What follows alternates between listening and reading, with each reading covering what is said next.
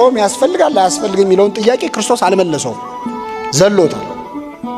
ዘለለውና ስትጾሙ ብሎ ነው የጀመረው። ምን ስትሉ? መቼስ መጾምማ እሱ የታወቀ ነው አለ። መጾም ያስፈልጋል አያስፈልግም እሱ የክርስቲያን ጥያቄ አይደለም።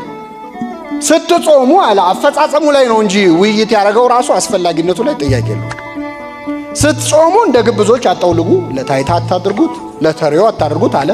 በሌላ ስፍራ ደግሞ ስለ ጽድቅ የሚጾሙ ብፁዓን ናቸው። ስለምን?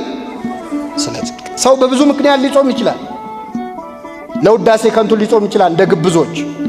አጠገቡ ያሉት ሁሉ እየጾሙ እሱ ሲበላ ሆዳም እንዳይባል አፍሮ የሚጾም ሰው ሊኖር ይችላል። ለቁጠባ ሊጾም ይችላል ሰው። በምሳው የከበረ ይሏል የኛ መጽሐፍ። ጾም ሲመጣ በቃ የቁርስ የለ ወጪ የምሳ የለ ብሎ ሊያጣራቅም ይጾማል። የጽድቅ አይደል? አይሁድ ጳውሎስን ካልገደልን አንበላም ብለው ጾመዋል። የጽድቅ ነው አይደለም? ስለ ጽድቅ ማለት ምንድነው? ከኃጢአት ለመከልከል ብለው የሚጾሙ ሰዎች ብፁዓን ናቸው።